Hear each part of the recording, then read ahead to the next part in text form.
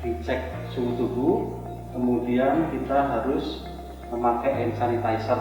Nah, di dalam kita juga memakai apa tadi sudah dibagikan, sarung tangan dan face shield. Nah, untuk apa? Karena kita di dalam laboratorium harus mentaati aturan K3 yang terutama di UGM itu sudah ada komitmen untuk menjaga K3 untuk seluruh dosen, tenaga kependidikan dan para mahasiswa serta pihak-pihak yang terkait yang berada di dalam lingkungan laboratorium. Nah, UGM sendiri menerapkan bahwa aspek K3 itu akan menjadi perlindungan keselamatan kerja, ya, kemudian perlindungan lingkungan sebagai bagian dari kebijakan universitas. Jadi UGM sendiri sudah menerapkan kebijakan K3 dan perlindungan lingkungan. Kemudian di dalam laboratorium harus mematuhi dan melaksanakan aturan yang sudah ditetapkan oleh UGM. Ya. Kemudian menetapkan sistem manajemen K3 itu sebagai perlindungan di universitas. Nah, ini di tingkat universitas. Nah, kemudian aturan ketika bekerja atau melakukan praktek di laboratorium yaitu adalah selalu menggunakan APD. Nah, kita sudah memakai APD semua. Ya, kacamata pelindung, face shield, kemudian sarung tangan ketika kondisi COVID seperti ini, kemudian sepatu tertutup.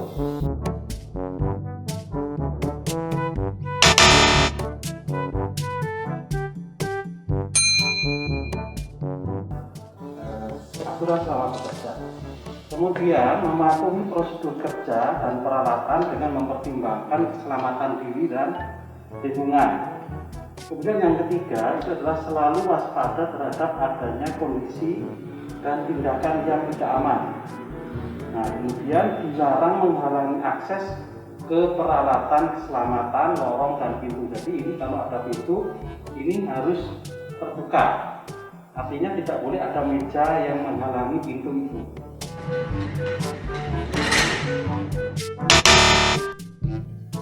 Kemudian dilarang bergurau atau tidur selama di dalam laboratorium.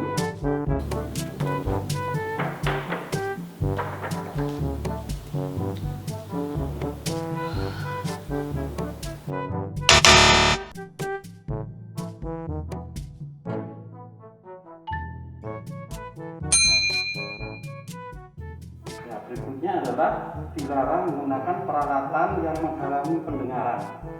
Jadi tidak boleh memakai earphone.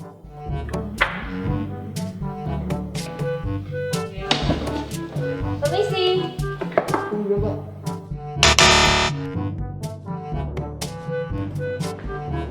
Selamat datang.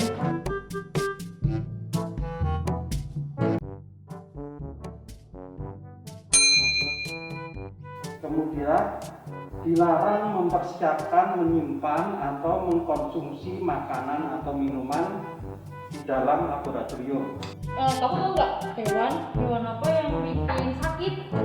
Aku tahu. Apa? Ini semut. Salah. Kok bisa? Cicak mati. Kok kamu minum sih? Nggak apa-apa, nggak haus. Sarah nanti batuk-batuk kok. Tuh kan, benar. Kemudian dilarang merokok di dalam laboratorium. Ini adalah aturan selama di dalam laboratorium.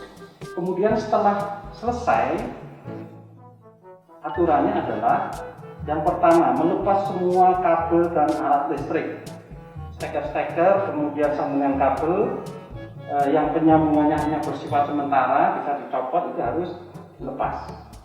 Kemudian membersihkan alat-alat dan tempat kerja dan meletakkan kembali alat-alat tersebut ke tempat semula.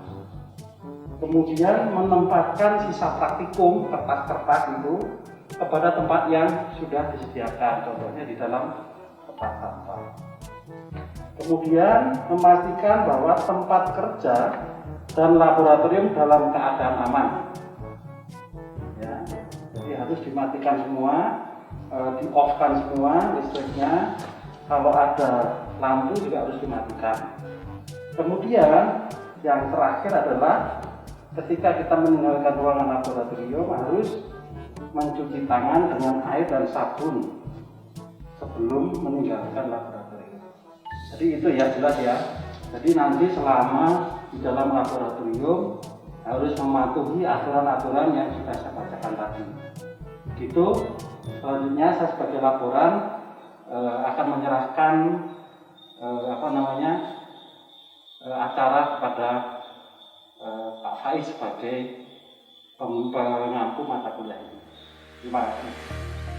Oke, selamat siang. Assalamualaikum warahmatullahi wabarakatuh. Waalaikumsalam warahmatullahi wabarakatuh. Gimana kabarnya semuanya? Alhamdulillah baik.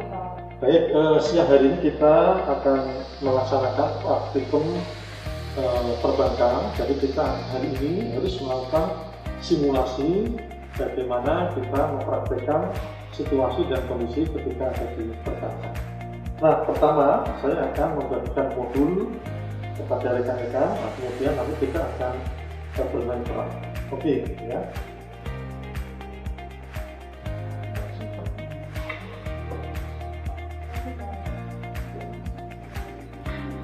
Oke, baik, kita buka halaman 10 ya. Jadi di halaman 10 ini kita simak dan baca bersama-sama bagaimana kita mensimulasikan kondisi pada saat kita sebagai nasabah ya, sebagai customer, kemudian juga ada sebagai teller ya, dan analis kredit. Nah, pada kesempatan ini kita akan mensimulasikan ya bagaimana kondisi yang ada di dunia perbankan. Nah, untuk itu saya akan membagi tugas sesuai dengan modul ini ya. Untuk satu orang nanti bertugas sebagai teller ya, kemudian yang kedua sebagai analis kredit ya.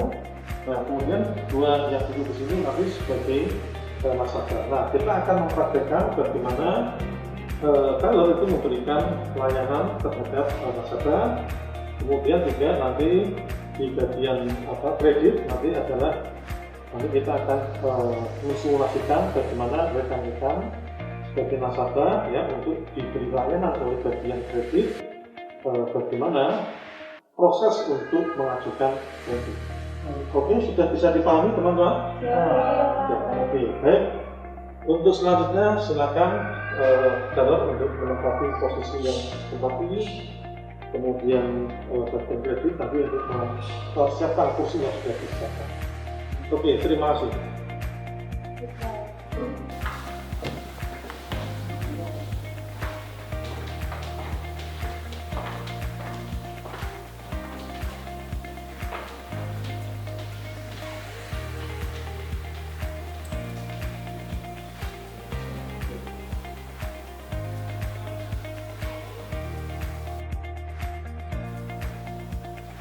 Oke, baik, kita akan mencoba untuk mensimulasikan bagaimana nasabah akan pada saat akan menyimpan tabungannya ke rekeningnya. Oke, untuk itu saya nanti minta tolong ke Mbak, pada saat nanti ada nasabah kecil, Anda harus berdiri untuk memberikan salam, ya, kemudian menanyakan keperluan apa dan sebagainya.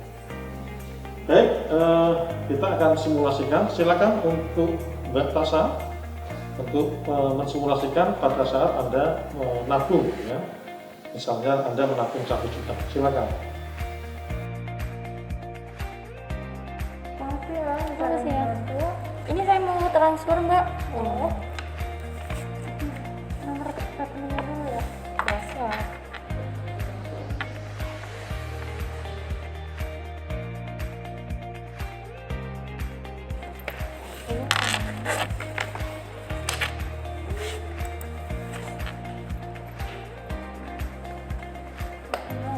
Ya.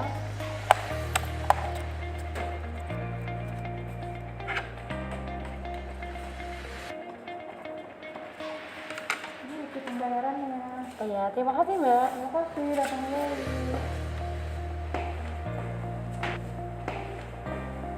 Oke, nah untuk bagian yang kedua kita akan mensimulasikan bagaimana seorang nasabah itu mengajukan kredit. Nah, untuk itu saya minta tolong satu nasabah silakan untuk mendatangi ke bagian kredit. Oke, mari kita nanti akan kami bantu, silakan.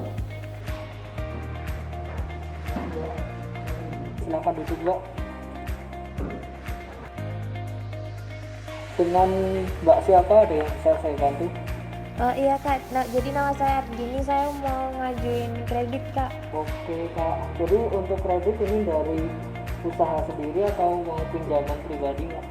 Mau usaha sendiri. Oke, berarti untuk usaha kami ada 2 produk, yaitu dari pinjaman KUR, yaitu dari pemerintah, dan juga ada dari kami sendiri, itu namanya Taumisya. Nah, untuk Mbaknya sendiri pengen yang jenis yang mana untuk pengajuan kreditnya? Kayaknya lebih aman yang pemerintah ya. Oke. Pemerintah aja. Saya daftarkan dulu Pak, boleh minta KTP-nya untuk administrasi, baik. Oke, saya cek dulu ya Pak. Oke Mbak, ini untuk pinjamannya kalau dari pemerintah itu minimal 10 juta Mbak. Jadi untuk aksurannya sebulan 1,5 juta. Apakah mungkin Mbak ada ini menyetujui? Oke deh, setuju aja kak. Pak setuju, silahkan diisi formulirnya di sini sambil saya daftarkan.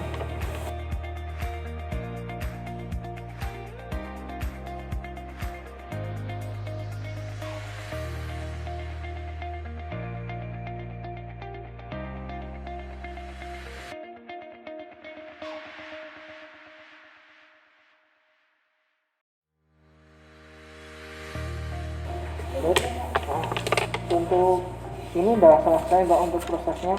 Nanti silahkan ditunggu, akan dipanggil teller untuk pencairan dananya. Silahkan. Oke, baik, terima kasih.